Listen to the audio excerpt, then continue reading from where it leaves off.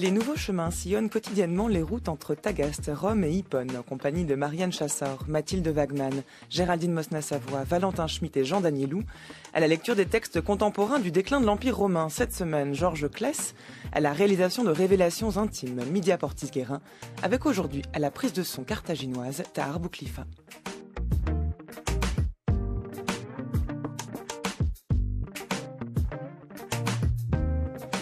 C'est le début aujourd'hui d'une série de 4 émissions consacrées à Saint-Augustin. Augustin pour les intimes, et d'intimité justement, il en sera question chaque jour de cette semaine, tant l'expérience et la pensée du philosophe, tels qu'il les relate dans ses textes, les Confessions, La vie heureuse ou La cité de Dieu, rédigés entre 400 et 430, sont autant le récit du chemin qui conduit au seul bonheur véritable que l'exposé des moyens de ne pas devenir pour soi une terre de difficultés.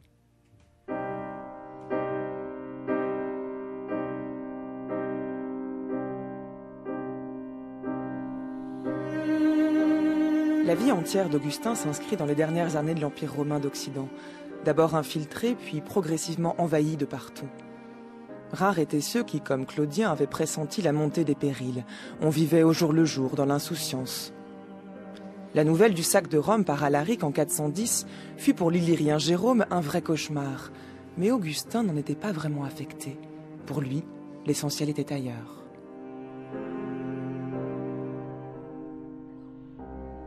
Les Confessions d'Augustin se lisent comme on écoute une symphonie.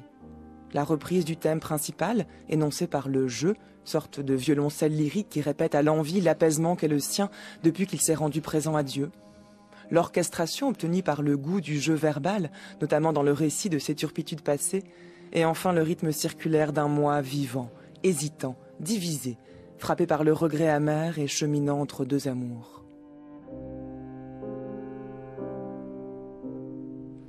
Il y a dans cette autobiographie, sans aucun narcissisme, une théologie de la liberté et de la grâce. Mais c'est aussi, et enfin, un document psychologique hors pair. Avec les Confessions, le jeu fait son entrée dans la littérature.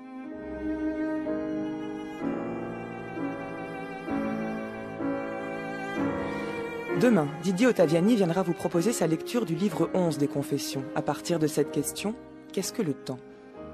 Mercredi, Marianne Vanier vous présentera le long chemin de la conversion d'Augustin entre éthique et théologie. Et jeudi, c'est Benoît Bayer de Ric qui vous présentera Augustin dans la cité de Dieu. Mais aujourd'hui, c'est Dominique Salin, professeur de théologie aux facultés jésuites de Paris, au Centre Sèvres, qui vient nous dresser un portrait d'Augustin en amoureux. Bonjour Dominique Salin. Bonjour. Quelle est donc cette dilection ou cette charité que l'écriture divine loue et proclame tant, sinon l'amour du bien? Or, l'amour est amour de celui qui aime, et quelque chose est aimé par l'amour. Voici donc qu'ils sont trois: celui qui aime, ce qui est aimé, et l'amour. Qu'est-ce donc que l'amour, sinon une sorte de vie reliant ou s'efforçant de relier deux choses, à savoir celui qui aime et ce qui est aimé? Et cela est jusque dans les amours les plus basses et les plus charnelles. Mais pour recueillir quelque chose de plus pur et de plus transparent, foulons aux pieds la chair pour monter vers l'âme raisonnable. Qu'aime l'âme raisonnable dans l'ami, sinon l'âme raisonnable? Ici aussi il y en a trois: celui qui aime, ce qui est aimé, et l'amour. Il nous faut encore nous élever davantage et chercher, autant que cela est donné à l'homme, dans les régions supérieures, ce qu'il en est. Mais reposons-nous un peu maintenant, non dans l'idée que nous avons déjà trouvé ce que nous cherchons, mais en tant que nous avons trouvé où il y a quelque chose à chercher. Nous en avons suffisamment dit pour nous procurer le point de départ à partir duquel composer ce qui reste à dire. Dominique Salin, comment comprendre que pour saint Augustin, en tout cas dans ce texte issu de la Trinité, l'amour est toujours triple? Nous sommes trois dans l'amour, dit saint Augustin. 3, c'est le chiffre de l'amour. 2, c'est très gros de danger. 2, c'est le narcissisme ou le totalitarisme. Ou bien l'autre devient le miroir dans lequel je m'admire, qui me rend l'image de moi qui me plaît et qui m'enferme dans mon narcissisme, ou bien c'est moi qui vais le bouffer. Donc 3, c'est l'amour, comme disent les philosophes, médiatisé, c'est vrai. Il y a toi, moi et le troisième.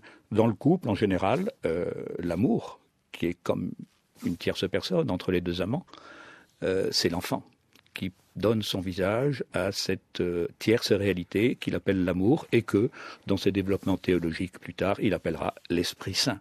L'amour, c'est cette sorte de vie. Vous avez entendu, il a dit cette sorte de vie qui relie deux êtres.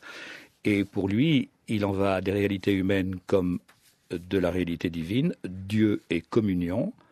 Dieu n'est pas on ne peut pas parler de monothéisme au sens strict du mot dans le christianisme. Il y a du pluriel, il y a de l'autre en Dieu. Dieu est communion, communion à l'image de l'humanité. Ils sont trois, le Père, le Fils et leur amour, qui est l'Esprit. C'est ça, lorsque Augustin nomme ce troisième terme, il dit qu'il y a celui qui aime, celui qui est aimé, et l'amour. Mais est-ce qu'il faut comprendre ici qu'il y a un amour de l'amour lui-même? Ah, il dit ça quelquefois. Il a dit, dans les confessions évoquant son adolescence, il disait « Je n'aimais pas encore », en parlant de la découverte qu'il fait des filles, « Je n'aimais pas encore, j'aimais à aimer ». Et il va mettre toute sa vie à découvrir ce que c'est que véritablement l'amour. Alors, puisque nous parlons de l'amour, amour de soi, amour de Dieu, c'est notre thème, je pense que pour Augustin, un équivalent moderne, enfin, il faut partir de cette réalité que l'homme, au fond, l'amour c'est le désir. L'homme est désir. Aimer, c'est désirer. Désirer, c'est aimer. C'est une conviction très, très profonde chez Augustin. L'homme est désir. Il n'a pas en lui-même sa propre assiette. Sa consistance, son assiette, elle est hors de lui. Elle est quoi? C'est le bonheur. Qu'est-ce que cherche l'homme? Qu'est-ce qu'il aime? Qu'est-ce qu'il désire? Qu'est-ce qu'il passe toute sa vie à désirer? Après quoi va-t-il courir pendant toute sa vie? Après le bonheur. Pascal, disciple lointain mais ô combien attentif d'Augustin, au milieu du XVIIe siècle, le dira. Tous les hommes cherchent le bonheur, même ceux qui vont se pendre. Donc la recherche du bonheur pour Augustin, c'est le moteur de l'activité humaine et de l'amour. Alors le bonheur, évidemment, pas au sens où nous l'entendons aujourd'hui, parce que depuis Saint-Just, le mot bonheur a des connotations, c'est une idée neuve en Europe, c'est-à-dire que des connotations, je dirais, le bonheur, c'est ici tout de suite pour l'homme moderne. Pour Augustin, le bonheur, c'est quelque chose de plus large. Il a été à l'école des sages et des philosophes grecs et latins. Le bonheur, c'est ce qu'on traduit en général en français par la vie heureuse, c'est-à-dire en latin la vita beata ou la beatitudo, la vie heureuse, le bonheur. Alors c'est beaucoup plus large que, je dirais, un hédonisme à court terme, encore que la découverte du vrai bonheur commence souvent par des expériences, d'hédonisme. Tout homme, qu'est-ce qu'il cherche? Il cherche le bonheur, la vie heureuse. Et la vie heureuse, où peut-elle être pour Augustin? Il a fallu 33 ans pour s'en apercevoir. C'est en Dieu. En Dieu. C'est Dieu qui est le souverain bien, qui est le souverainement bon, le summum bonum, souverainement bon. C'est Dieu qui est le bonheur. Alors l'homme cherche le bonheur, c'est-à-dire l'absolu, l'inconditionné, au plan psychologique, la sérénité, la paix du cœur. Il va la chercher, mais en général, il va se tromper, parce qu'il va commencer par la chercher dans les réalités matérielles autour de lui. Et il faudra du temps pour s'apercevoir que c'est pas ça. Mais alors, que reste-t-il du désir dans le bonheur, si le bonheur est l'amour de Dieu? Puisque qui dit désir, dit manque de quelque chose. Or, est-ce que le propre de l'amour qui se porte sur Dieu et qui est en Dieu n'est pas justement d'être plein et donc de ne laisser aucune place au manque? Voilà. Bien, pour Augustin, justement... le désir n'est pas tellement de l'ordre du besoin, du manque, au sens où le besoin peut être satisfait. Le désir, au cœur même de l'expérience amoureuse la plus intense, on continue à désirer. L'amour de Dieu, être possédé par Dieu, ou se laisser posséder par Dieu, ou croire qu'on possède Dieu, ça n'éteint pas en vous le désir, au contraire. Augustin a cette formule, l'amour étant le désir, et le désir étant l'amour. Je crois que tous les amants du monde peuvent en témoigner.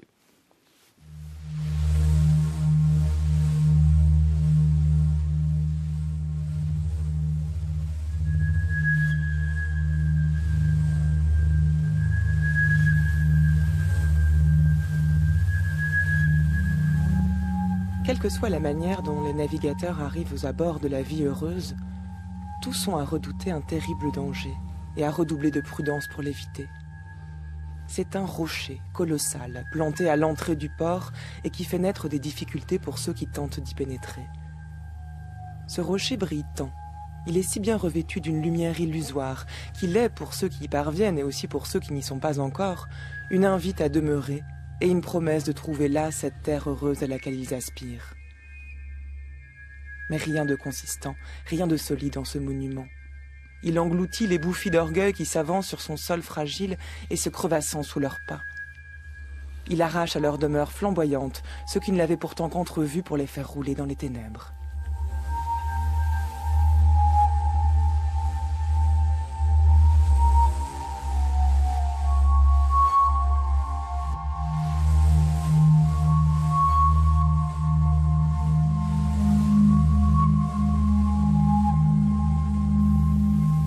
Dominique Salin, pour tenter de comprendre à la fois le mécanisme du désir et la voie la plus sûre vers ce bonheur tant recherché par les hommes, Augustin procède à une distinction entre deux types d'objets. Il y a d'abord les objets qui permettent d'accéder aux objets de jouissance, c'est-à-dire qui ne procurent pas de jouissance en eux-mêmes, mais qui sont des moyens d'action vers cette jouissance, et les objets qui, au contraire, propose une jouissance immédiate, mais donc éphémère. C'est l'outil d'un côté et fruit de l'autre.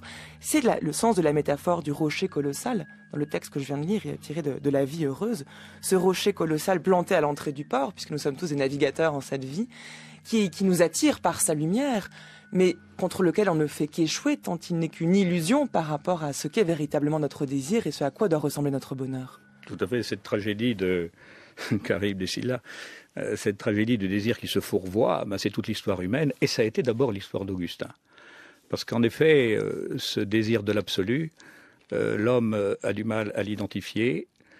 Ce qui pourrait seul le combler, c'est Dieu. Tu nous as fait pour toi, Seigneur, et notre cœur est sans repos, in quietum, sans repos, tant qu'il ne repose, requiescat in te, tant qu'il ne repose en toi. C'est Dieu. Mais voilà, Dieu, on ne le voit pas. En réalité, il y a un tas de choses qu'on voit qui sont beaucoup plus près de nous que Dieu, beaucoup plus intéressantes, beaucoup plus parlantes, beaucoup plus alléchantes. La question du lieu est très importante chez Augustin. Vous dites beaucoup plus près de nous. Parce que où se trouve Dieu et où se trouve le sujet même du désir ? Il n'est pas là. Il n'est pas là. C'est plutôt dans une première approche. Il n'est pas là. En revanche, beaucoup de choses sont là. Et c'est dans ces choses-là qu'on va chercher le bonheur. Et c'est l'expérience qu'a faite Augustin. Donc, ce qui devrait être l'amour de Dieu, la dilectio, va devenir une cupiditas. On se laisse attirer par des objets qui nous aliènent finalement. La réussite professionnelle pour la réussite professionnelle, le fric pour le fric, le succès pour le succès, etc., etc. Alors, on va parler de ça, mais je crois que pour éviter de rester dans des grandes généralités, il faut se rappeler qu'Augustin, l'amour de la vie, l'amour des créatures, la passion pour la vie, l'arrivisme, le besoin et le désir de réussite, c'est quelque chose qu'il a vécu très profondément pendant 33 ans. On nous souligne jamais assez qu'Augustin, c'est un peu ce qu'on appelle aujourd'hui un born again. C'est quelqu'un dont la vie a complètement basculé à 33 ans.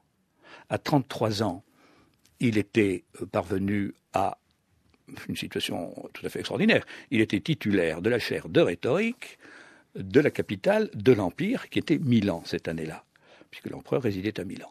C'était comme s'il était professeur au Collège de France, à l'ENA, à Polytechnique et à Normal Sup réunis. Et il était sur le point, dit-il dans les conventions, d'obtenir le gouvernorat d'une province. Donc il était très très haut, parti de très très bas. Son père était un petit paysan fauché du Maghreb, qui n'avait même pas eu assez d'argent pour payer les études supérieures à Carthage d'Augustin. C'est une bourse qui lui avait permis de faire ses études. Il avait connu une ascension formidable. La rhétorique, n'oublions pas, c'était la discipline reine dans cette civilisation orale.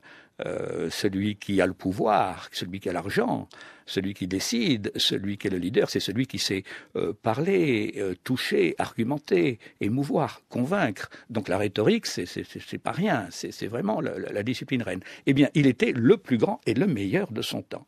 Eh bien, à 33 ans, dans l'été 386, au mois d'août, la décision s'est prise en quelques semaines.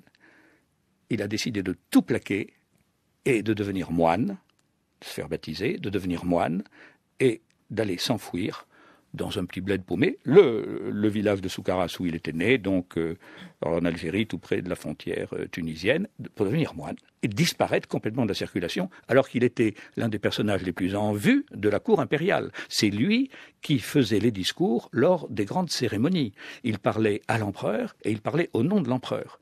Donc c'était un type qui avait... Et alors, il avait été habité par un homme comme ça. Les confessions, c'est le récit de ça. Comprenez, on ne fait pas une carrière comme ça quand on part de zéro sans être habité par un immense arrivisme. Et en réalité, cette conversion, qui à 33 ans, avait été précédée par une autre dont on ne parle jamais assez, dont on ne signe pas assez d'importance. À 16 ans, il avait voulu devenir un saint. 16 ans, c'est le moment où il commence ses études universitaires à Carthage. C'est le moment où il se met en ménage avec une jeune fille, probablement de son village, qu'il aimera beaucoup, à laquelle il restera complètement fidèle, malgré la légende, pendant 15 ans, qui lui donnera un fils, Adéoda, qui était un monstre d'intelligence, plus intelligent que moi, écrit-il, mais qui mourra malheureusement vers l'âge de 20 ans. Il donc, à ce moment-là, il découvre un bouquin de Cicéron, que nous n'avons plus, l'Hortensius, qui présente, sous couleur de faire le portrait de l'orateur idéal, le saint stoïcien. Et l'idéal de sainteté stoïcienne, c'est quelque chose, vous savez, c'est le christianisme, moins le Christ. Mais toutes les vertus chrétiennes, toutes les exigences chrétiennes de l'Évangile sont dans la spiritualité et la philosophie stoïcienne. À l'époque, les anciens, philosophie, spiritualité, c'était pareil, sagesse. Voilà. Il veut devenir un saint. Or, pendant 13 ans, il va être torturé par la distance qu'il constate entre son idéal et ce qu'il habite. Un arrivisme terrible, le besoin de l'argent, le besoin d'être reconnu, d'être le premier, de triompher, d'obtenir, non pas les disques d'or, mais enfin les couronnes de laurier dans les concours de poésie, d'éloquence, etc. Donc, vraiment, le désir, l'amour de la vie, de la terre, il sait ce que c'est.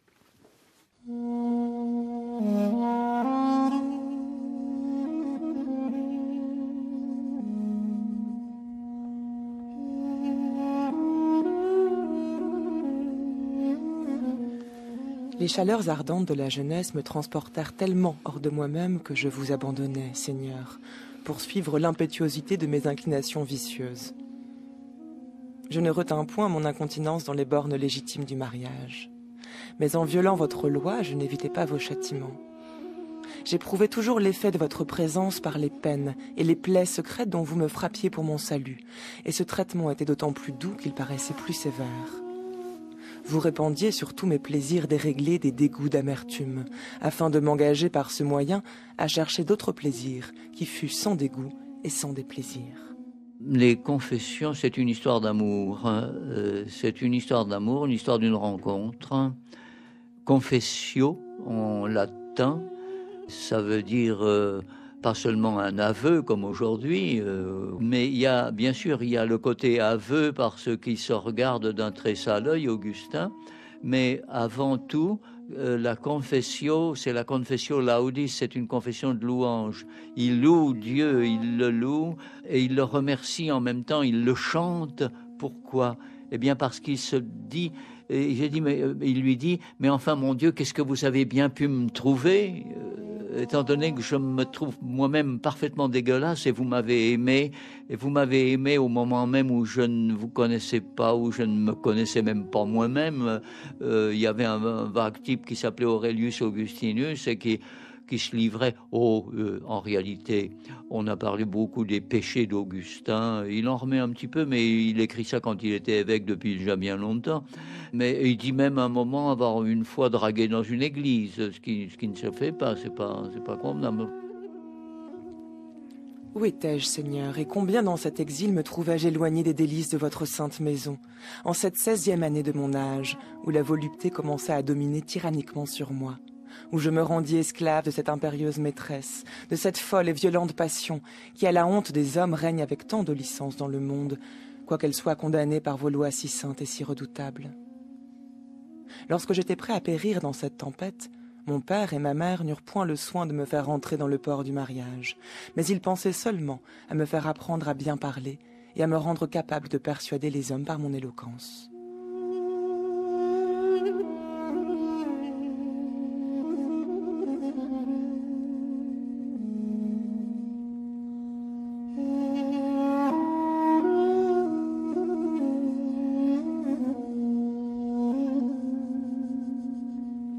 Quelle place accorder, Dominique Salin, au regard rétrospectif au sein des confessions, puisque c'est un texte qui est écrit sur le tard, évidemment, comme il se doit, puisque c'est une forme d'autobiographie, qui fait le récit souvent détaillé des turpitudes de son adolescence et de son passé. Si on l'a bien entendu dans le texte que j'ai lu, c'était issu du livre 2 des Confessions. Il semble regretter cette espèce de comportement adultère vis-à-vis de Dieu, dit-il, qui fait qu'il profite de la chair terrestre. Mais comme le dit Lucien Gerfagnon dans l'extrait qu'on a entendu juste avant, la voix du cher Lucien Gerfagnon, grand spécialiste d'Augustin, qui en parle sans doute mieux que n'importe quelle autre personne et qui nous a quittés l'an dernier, celui-ci, Lucien Gerfagnon, insiste sur le regard rétrospectif. Toutes les confessions sont écrites par un homme qui désormais croit en Dieu et du coup condamne sa vie passée au regard de cet amour-là. Et ce qui donne une tonalité très, très particulière au texte des Confessions. Qui non seulement regarde son passé, mais surtout c'est un évêque qui va être lu, y compris par ses diocésains, par les jeunes gens de son diocèse d'Hippone. Hippone, c'est Beaune en Algérie, Annaba aujourd'hui. Annaba. Oui, c'est un regard rétrospectif. Il écrit les Confessions 10 ans après l'événement. Il les a écrites probablement, il s'y est mis en 97, veux-je dire. Donc il a 43 ans, il est converti depuis 10 ans, il est prêtre depuis quelques années, évêque depuis 2 ans. Alors bien sûr, il se juge avec sévérité. Mais comme il faut bien préciser, les passages que vous avez lus du livre 2 des Confessions, c'est pas l'Augustin adulte, c'est Augustin très exactement entre 15 et 16 ans. Justement parce que son père était pauvre et n'avait pas les moyens de lui payer les études à Tagaste, en attendant que un ou plusieurs riches citoyens lui donnent une bourse, Augustin a passé une année sabbatique, une année à ne rien faire. Il a passé une année à Tagaste, au village, sans rien faire. Alors, qu'est-ce que vous voulez? Quand on est un Africain du Nord, que le soleil est bleu, que le ciel est bleu, que le soleil brille, que les filles sont belles, etc., qu'est-ce qu'on fait? On fait ce que fait tout adolescent normal. Tout adolescent normal. Donc, il a eu quelques aventures avec les filles. En effet, il allait à la messe pour draguer les filles, comme l'a bien remarqué Gerfagnon. Mais ça, c'est entre 15 et 16 ans. À 16 ans, je vous assure, ou 16 ans et demi, quand il s'est marié, enfin plutôt quand il s'est mis en ménage, une forme de concubinat qui était tout à fait admis par l'Église. Non seulement par la société romaine, mais par l'Église, dans la mesure où on n'était pas baptisé, car Augustin n'avait pas été baptisé. Il était fille d'une maman chrétienne, d'un papa païen mais tolérant, mais il n'a pas été baptisé. Parce qu'à l'époque, les hommes se faisaient baptiser sur leur lit de mort. On baptisait les filles, mais les hommes, on attendait qu'ils aient fait leur bêtise. Et lui, il en a fait, en effet, comme adolescent. Mais à partir du moment où il s'est mis en ménage, d'abord, il a profondément aimé sa femme. Et les 4 lignes qu'il consacre au renvoi de sa femme, un peu avant sa conversion, 2 ans avant, 1 an avant, montre que son cœur a vraiment saigné. Il l'aimait beaucoup et il lui a été fidèle. Donc, il faut tordre le cou à l'image d'un Augustin, Don Juan impénitent, etc. Pas du tout, pas du tout. C'est lui qui insiste beaucoup dessus aussi. C'est lui qui parle de turpitude et qui regrette ses actes passés. Mais oui, parce qu'il est moralisateur, et puis il veut mettre en garde les petits jeunes gens auxquels il s'adresse, et puis il reproche à ses parents de ne pas l'avoir marié plus tôt. C'est un petit peu hypocrite quand même, c'est un peu vache quand même de dire mes parents au fond ce qui les intéressait c'est ma réussite professionnelle, le reste ils s'en fichaient.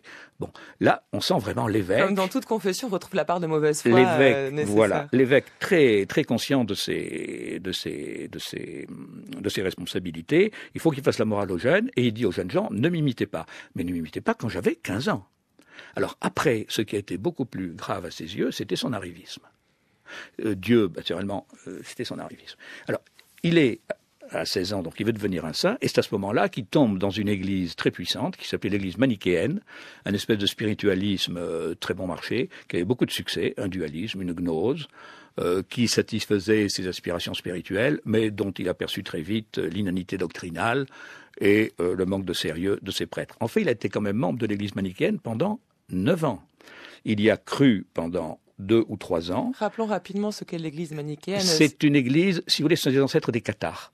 C'est-à-dire, c'est une doctrine, une gnose, qui dit qu'il y a 2 réalités, il y a 2 dieux à la base de tout, le dieu du bien, le dieu du mal, voilà, dieu de lumière, dieu de ténèbres, l'esprit, la matière. Tout ce qui est matière, y compris le corps, y compris la sexualité, c'est mauvais.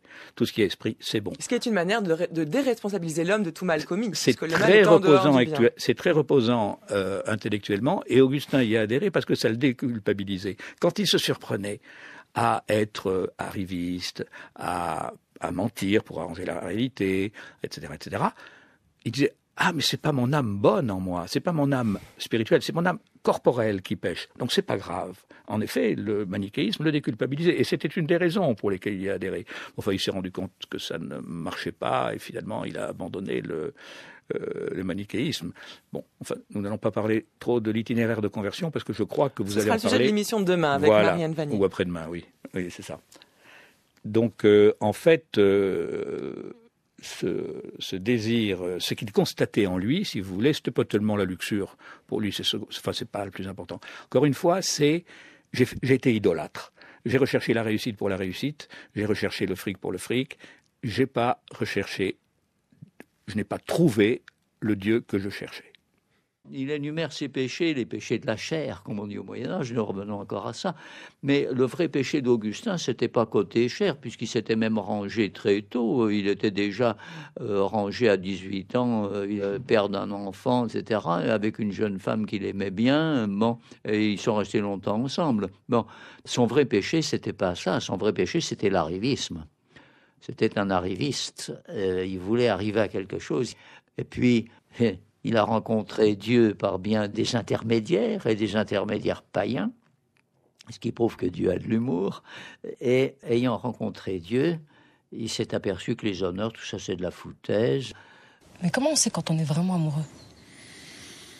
Il y a quelque chose en vous qui s'émeut à la présence d'un être qui est incontrôlable et qui fait que le cœur bat, généralement. C'est une attirance, c'est un désir, c'est très très beau. Donc, il faut pas trop se poser de questions, tu sais, c'est un état de fait. On est comme ça, puis tout d'un coup, c'est le bonheur, enfin l'espoir du bonheur, c'est un tas de choses. Mais enfin, c'est un trouble, un grand trouble, surtout quand c'est la première fois. Mais dis-moi, ton père m'avait parlé de Khaled ? Non, mais mon père, il parle trop. Non, moi, je veux pas. Bah, tu vois, ce que tu m'expliques là, moi, Khaled, ça me fait rien quand je le vois. Oui, bon, alors c'est que c'est pas très sérieux. C'est mon père qui veut, moi. Ah, là, c'est un autre problème. Toi, t'as déjà été amoureux ? Oui, plusieurs fois, oui. Puis après, il est arrivé un autre amour, tu vois, plus grand encore. Et voilà, alors j'ai répondu à cet amour-là.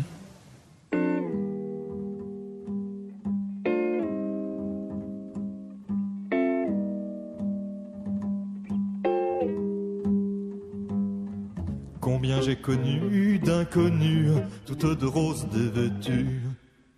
Combien de ces fleurs qu'on effleure et qui s'en trouvent puis se meurent. Que de larmes et de colliers au pied de mon lion roulé. Que de comédie, que d'ennui pour de si frêles pierreries. Amour sans amour, amour sans amour, l'amour sans amour et sans visage. À bien lire Augustin, est-ce que le véritable amour ne serait pas justement un amour qui parviendrait à coïncider avec lui-même et non pas un amour sans amour, qui est le propre de l'amour terrestre que chante Serge Gainsbourg. Vous écoutez France Culture, les nouveaux chemins de la connaissance. Il est 10h30, c'est le premier temps pour nous d'une série d'émissions consacrées à Saint-Augustin. Et pour l'occasion, j'ai le plaisir de recevoir Dominique Salin, professeur de théologie aux facultés jésuites de Paris, qui vient nous parler de l'amour de soi et de l'amour de Dieu. Il ne reste rien, je le crains, que ronce morte sans parfum. Amour sans amour, amour sans amour, amour sans amour, rien n'est plus triste. Amour sans amour, amour sans amour, mais qui sans amour existe? Combien j'ai connu d'inconnus. Alors Dominique Salin, pour rebondir sur l'extrait des Hommes et des Dieux qu'on a entendu juste avant, donc réalisé par Xavier Beauvois en 2010, le film qui inspiré librement de l'assassinat des moines de Tibérine en Algérie en 96, qui relate les difficultés que ces moines trouvent au sein de ce pays à la veille de la guerre civile et qui doivent sans cesse questionner leur engagement vis-à-vis de Dieu et vis-à-vis des hommes. Comment caractériser ce qui fait, non pas le passage de l'un à l'autre, ça c'est la conversion, on en parlera mercredi prochain, mais la spécificité de l'amour pour Dieu. Le moine qu'on avait entendu disait à cette jeune fille amoureuse, bon, on sait pas trop de quoi l'amour est fait. Oui, moi j'ai été amoureux de femmes avant de devenir moine, mais maintenant j'ai trouvé un amour supérieur. Que peut-on en dire de cet amour supérieur, dès lors qu'il est dans le domaine d'un amour donc peut-être irrationnel? Supérieur. Y a-t-il un ou deux amours? C'est un grand problème, mais il y a deux façons de vivre l'amour et de vivre le désir. Il y a une façon de considérer l'autre, ce qui est en face de moi, qu'il s'agisse d'argent, de succès, une personne même, une institution, de la considérer comme étant à mon service, pour moi, pour me gratifier moi-même, ou bien de considérer cet autre qui est en face de moi comme une fin en soi, que je ne peux jamais utiliser comme moyen.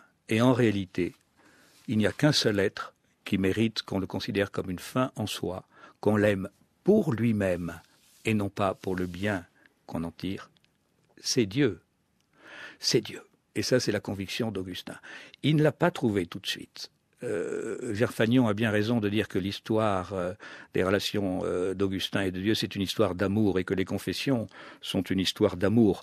Les confessions, c'est pas seulement l'aveu des turpitudes, mais c'est la proclamation, confessio, la proclamation de quoi? De la miséricorde de Dieu pour Augustin. Dieu est quelqu'un qui l'a tiré de l'angoisse, de l'abîme, de la dépression dans laquelle il se trouvait.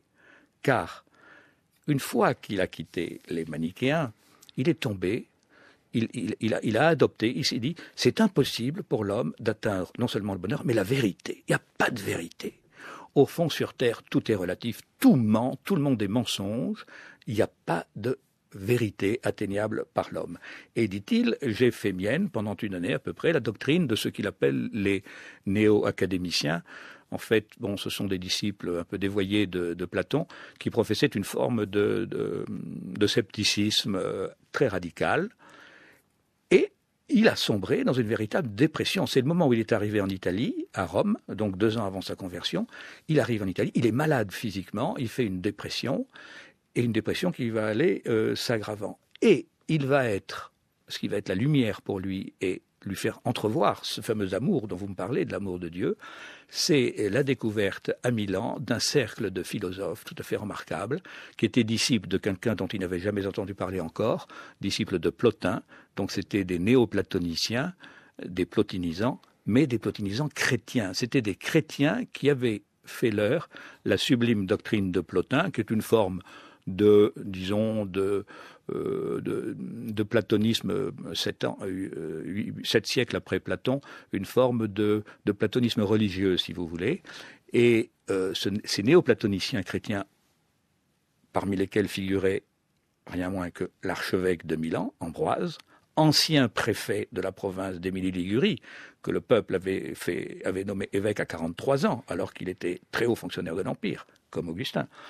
Bon, ces néoplatoniciens chrétiens, lui, ont fait découvrir une doctrine spirituelle, une doctrine philosophique, qui avait infiniment plus de consistance, évidemment, que le manichéisme. Mais alors, de quel Dieu parle-t-on ici? Puisque pour reprendre le terme de Pascal, est-ce le Dieu des croyants ou le Dieu des philosophes? Alors, dans un premier temps, c'était le Dieu des philosophes. Et je crois que c'est-à-dire finalement le Dieu qui permet de penser la vérité possible et le bonheur possible en ce monde. On est dans un choix presque rationnel ou un choix d'existence plus que dans la croyance. Pas seulement rationnel. Il faut vous rappeler que philosophie à l'époque et sagesse, c'est une spiritualité. Plotin, dans le plotinisme, ont pris. Dieu est un être personnel. C'est pas une idée, hein, c'est un être personnel. L'un plutôt, parce que Plotin ne parle jamais de Dieu. Il est toujours l'un. Bon, mais Dieu on prie. Plotin était le père abbé d'une communauté monastique. On se réunissait plusieurs fois par jour pour des exercices. Il y avait une ascèse alimentaire, matérielle, exactement celle qu'il y aura ensuite dans le christianisme. Donc, déjà, ce Dieu néo-platonisant, ce Dieu plotinien, ressemblait un peu au Dieu chrétien. Mais, en fait, Augustin n'a pas beaucoup travaillé Plotin, enfin plutôt ce qu'avait écrit Porphyre, le disciple de Plotin, qui avait mis par écrit la doctrine de son maître et la vie de son maître. Il n'a pas lu ça. D'abord, il ne lisait pas le grec. C'est le seul intellectuel de l'Antiquité à ne pas être bilingue. Tout le monde était bilingue, sauf Augustin, parce qu'il avait eu la flemme d'apprendre le grec, les déclinaisons à l'école. Ça, c'est une chose qu'il regrette de façon récurrente dans les confessions. Et en réalité, ce Dieu, ce n'était pas encore le Dieu chrétien. Même si on le prie, on a une relation affective avec lui, et il lui faudra du temps pour... Et il va falloir, si vous voulez, que ces philosophes, ces intercesseurs, au fond, que furent le groupe des néoplatoniciens de Milan, lui présentent une version philosophique du christianisme. Mais encore un peu intellectuelle, c'est vrai. Et il lui faudra un peu de temps pour que le Christ, parce que jusqu'à présent il parlait de Dieu, pour que le Christ devienne le visage humain de Dieu. Parce que Dieu, on ne peut rien dire de l'amour de Dieu. Parce que Dieu, on ne le voit pas. Le Christ, on l'a vu. Il y a des gens qui l'ont vu, qui l'ont touché, qui en ont parlé, et qui disent qu'il est vivant. Et moi, Augustin, j'atteste que l'expérience de conversion que j'ai faite, c'est la personne du Christ qui m'a arraché au désespoir. Ce qui ne l'empêche pas de se poser la question « Qu'est-ce que j'aime quand je t'aime » au livre 10 des Confessions. Pas de doute, mais une conscience certaine. Seigneur, je t'aime.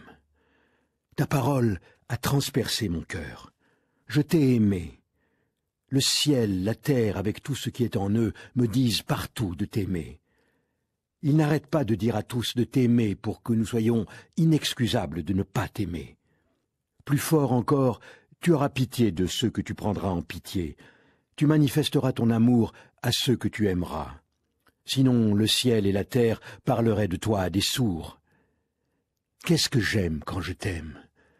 Ni la beauté d'un corps, ni le charme d'un temps, ni l'éclat de la lumière amie de mon regard, ni les douces mélodies des cantilènes sur un mode ou un autre, ni le parfum des fleurs, des essences et des aromates, ni la manne ou le miel, ni les membres enlacés dans les étreintes physiques.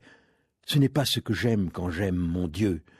Et pourtant, j'aime une lumière, une voix, une odeur, un aliment, une étreinte quand j'aime mon Dieu.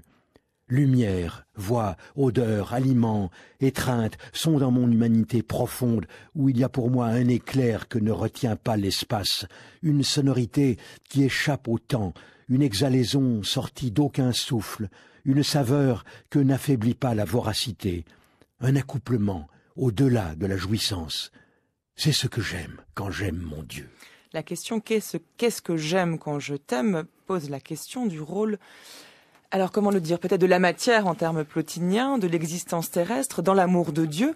Ici, dans l'extrait que Georges Claes vient d'interpréter, donc le livre 10 des Confessions, mais dans la traduction de Frédéric Boyer, qui lui nomme ce texte « Les aveux ». On pourra revenir tout à l'heure la différence entre les confessions et les aveux. Mais cette question de l'amour, qui n'est pas celle de la beauté d'un corps, ni le charme d'un temps, ni l'éclat de la lumière, pose la question de la modalité d'existence de cet amour. Et j'y reviens, Dominique Salin, s'il ne s'agit pas d'un amour terrestre, pourtant nous ne sommes pas loin du reflet de la matière. C'est ce que dit le texte lui-même. Il y a quand même une forme de lumière, de voix, d'odeur, d'aliment et d'étreinte dans cet amour, comme une matière, mais de façon presque fantomatique. Une étreinte, en effet. Mais vous savez, le livre de l'Ancien Testament qui parle le mieux de l'amour, le livre qui parle le mieux de l'amour, c'est le Cantique des Cantiques. C'est un poème d'amour dans lequel le nom de Dieu n'apparaît pas. C'est l'amante qui chante, qui cherche celui qui n'est plus là. Elle le poursuit. Il chante le désir, ce Cantique des Cantiques. Il chante la poursuite, la quête, plus que la prise, pour parler comme Pascal, même s'il y a aussi le moment de la possession. Donc l'amour humain fournit traditionnellement dans le christianisme et déjà dans le judaïsme sa matrice pour penser les relations de l'homme et de Dieu. Alors chez Augustin, c'est pensé philosophiquement. Pourquoi? Parce que cette étreinte, cette lumière, cette voix, ce parfum, cet aliment, ce ne sont évidemment pas les étreintes charnelles qu'on peut avoir avec un corps, un être extérieur à soi, avec des parfums, etc., matériels. C'est l'étreinte de... Alors c'est là que la traduction est très importante, et là Frédéric Boyer ne respecte pas le texte. c'est lumière, parfum, aliment, étreinte de l'homme intérieur qui est en moi. Et Frédéric Boyer traduit l'intériorité profonde. Il fait rater l'essentiel. Parce que l'homme intérieur, c'est une expression de saint Paul qui, pour Augustin, a une importance capitale. Pour saint Paul, l'homme, c'est ou bien l'homme intérieur ou bien l'homme extérieur. C'est saint Paul qui fait cette distinction, qui est absolument capitale et fondatrice. Qu'Augustin reprend dès le début des Confessions. Pour l'anthropologie d'Augustin, absolument. L'homme extérieur, c'est l'homme qui cherche le bonheur en dehors de lui, alors qu'en réalité, le bonheur, mais ça il ne le savait pas au départ, il est en lui, au fond de lui-même. Augustin est rentré en lui-même, c'est une image qui revient constamment dans les Confessions, car c'est au fond de lui-même que l'homme, au fond de l'homme intérieur, qu'il trouve qui il est, sa véritable identité, qui est d'être image de Dieu, présence de Dieu. Pour Augustin et pour le chrétien, si vous allez au fond du fond du fond du fond, ou au sommet, les deux images sont équivalentes, de l'homme, de l'intériorité humaine, vous trouvez Dieu. Car l'homme est image de Dieu. L'homme vient de Dieu, il est image de Dieu. Alors évidemment, cette image, elle est recouverte par la rouille, elle est oxydée, etc. Mais justement, le travail de la vie spirituelle, c'est peu à peu de décaper ou de laisser se décaper cette image qui est en moi, donner le pas à l'homme intérieur sur l'homme extérieur. Ce qui donne tout son sens au terme même de confession, à l'entreprise de confession, qui est un récit de soi de manière intérieure, dans une intimité peut-être insaisissable. Et c'est assez intéressant de voir que c'est dans une entreprise qui est celle de Saint-Augustin, qui essaie de montrer sa conversion vers Dieu, naît un courant littéraire qui est celui de l'autobiographie. Oui, mais c'est la naissance du jeu. Oui, mais ce qui est tout à fait, vous avez tout à fait raison. Personne avant lui n'avait mis ses tripes sur la table, parce que là, vraiment, il met ses tripes sur la table, sur 350 pages. Et personne ne le fera. Il faudra attendre 11 siècles. Quelle est la première autobiographie, ou la seconde autobiographie de la littérature occidentale? C'est l'autobiographie de Thérèse d'Avila. Les essais de Montaigne ne sont pas vraiment une autobiographie, mais Augustin est resté sans égal pendant plus de 11 siècles. Mais Augustin, c'est l'homme occidental. C'est l'homme qui dit « je » devant Dieu. Il sera imité après par naturellement Rousseau et les autres. Mais le je, l'homme qui dit je devant Dieu, ça c'est l'homme occidental. L'autobiographie en Asie, ça n'existe pas, enfin ça n'a jamais existé. Enfin si, à l'époque moderne. Mais Augustin, c'est inouï, cet homme qui dit je sur 300 pages, avant lui, et encore une fois, 11 siècles après lui, personne n'aura fait ça. Mais donc le paradoxe, c'est qu'au moment où il trouve Dieu, il se trouve lui-même. Exactement. Dieu n'est pas celui qui veut ôter l'homme à lui-même. Au contraire, pour Augustin, Dieu, c'est celui qui rend l'homme à lui-même, à sa véritable humanité. Parce qu'en réalité, l'humanité n'est jamais achevée. L'homme est constamment en voie de déshumanisation, guetté par la déshumanisation. Bon, l'histoire du XXe siècle nous montre ça. La bête en nous est prête à se réveiller à chaque instant. Mais Dieu, l'Évangile, à travers le Christ, aide l'homme à restaurer son humanité. C'est sa conviction profonde.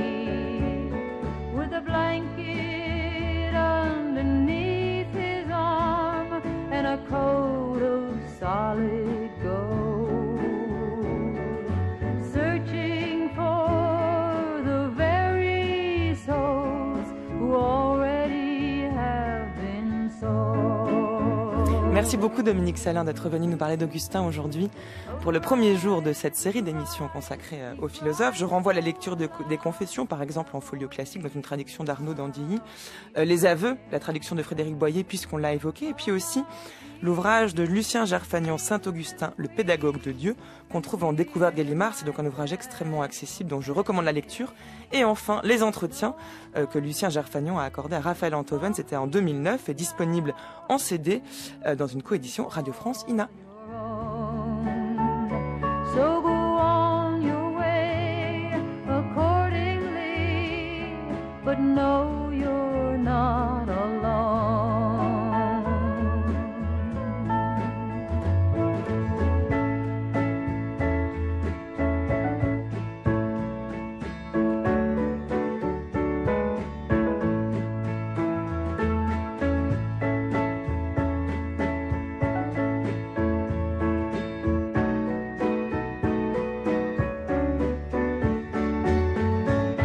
enfin on n'a pas eu le temps d'en parler, mais le concept d'amour chez Augustin par Hannah Arendt, qu'on trouve par exemple en bibliothèque Rivage, apporte un complément de réflexion indispensable pour comprendre ce texte des Confessions donc. Vous écoutez France Culture, les nouveaux chemins de la connaissance. Encore 2 minutes, papillon, parce que qu'est-ce que l'amour de Dieu? Eh bien, réponse au micro de Géraldine Mosna-Savoie, avec le prêtre missionnaire Bruno, pour qui l'amour de Dieu est un cadeau en tout point égal à l'amour humain. L'amour dans les deux cas est toujours quelque chose de fou.